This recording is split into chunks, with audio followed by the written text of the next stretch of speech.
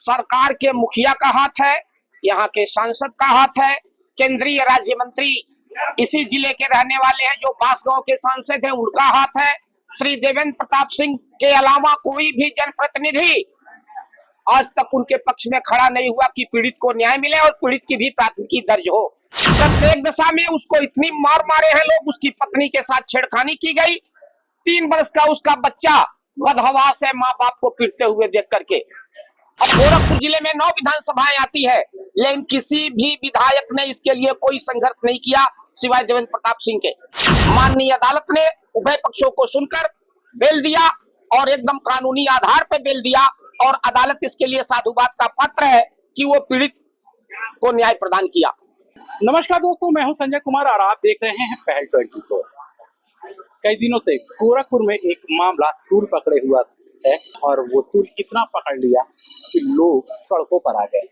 जी हाँ, हम बात कर रहे हैं गोरखपुर के ऐसे डॉक्टर जिनका नाम है अनुज सरकारी, जो अपने हॉस्पिटल में स्वास्थ्य कर्मियों की जगह गुंडे पाल रखे हैं। और एक ऐसा मामला सामने आया, एक सिपाही अपनी बीवी का इलाज कराने के लिए जाता है।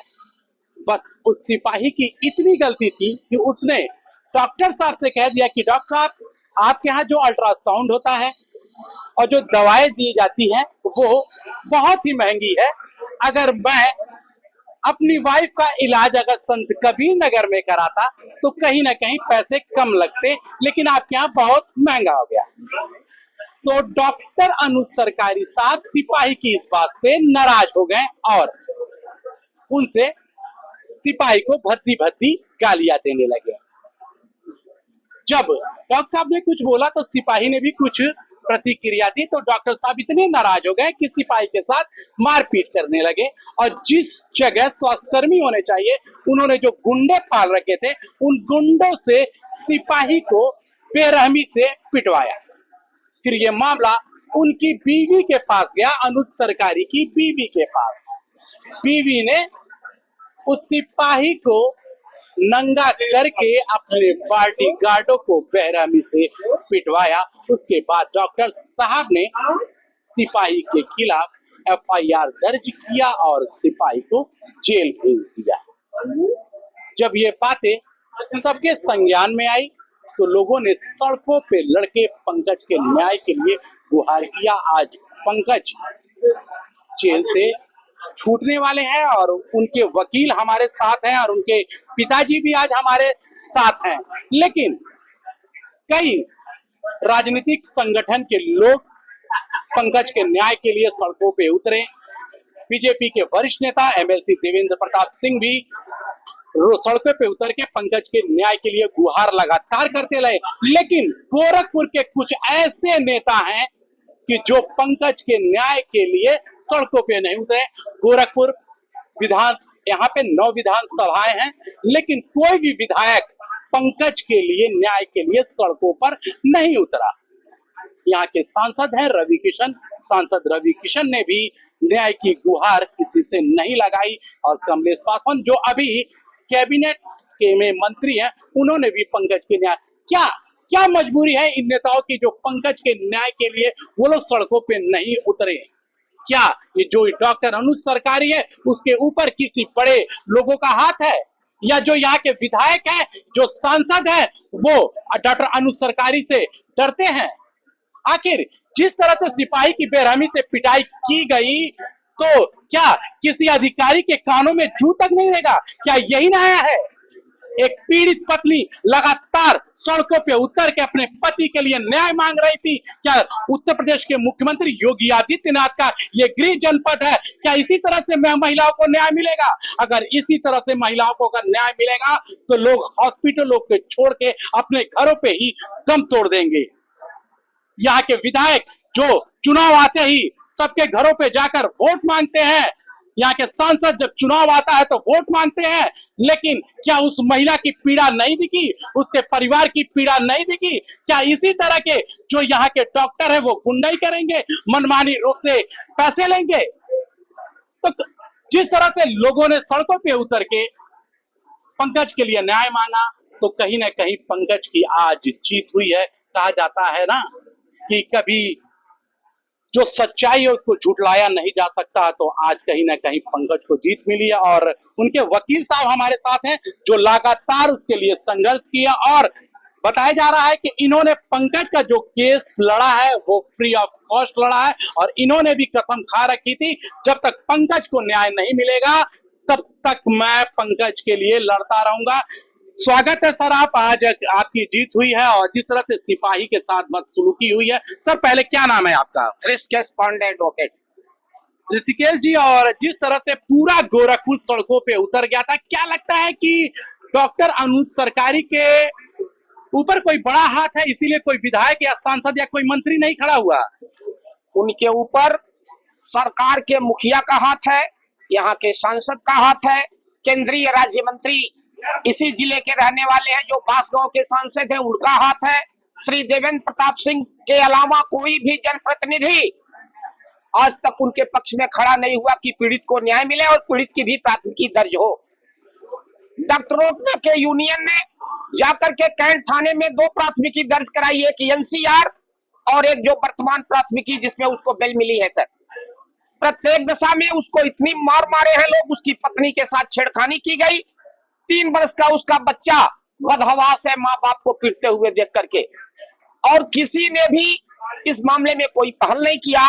अगर अदालत नहीं होती तो न्याय नहीं मिलता उसको। सर तो बिल्कुल आप देख सकते हैं कि ऋषिकेश पांडे जी हैं और उनका साफ कहना है जिस तरह से यहाँ पे जो विधायक है मंत्री है वो पंकज के लिए सड़कों पे नहीं उतरे। इनका साफ कह रहा है कि जो सत्ता के पक्ष के लोग थे वो लगातार डॉक्टर के साथ खड़े थे, इसीलिए जो डॉक्टर अनुज सरकारी है उनके खिलाफ मुकदमा दर्ज नहीं हुआ। सर क्या कहना चाहेंगे जिस तरह से लोग पंकज जो यहाँ के जनप्रतिनिधि है चुनाव के समय लोगों के पास जाते हैं और उनसे वोट मांगते हैं, लेकिन जब इस तरह की बातें आती है तो लोग साथ छोड़ देते हैं, इसके क्या कहना चाहेंगे आप? ऐसे जनप्रतिनिधियों की का बहिष्कार होना चाहिए जो जनता की समस्याओं से कोई सरोकार नहीं रखते, जो लोग एक अभिजात वर्ग के पक्ष में मौन रूप से खड़े होकर के समर्थन करते हैं, कोई प्रेस विज्ञप्ति नहीं जारी करते, पंकज कुमार के घर जाकर उनको कोई सांत्वना नहीं दिया।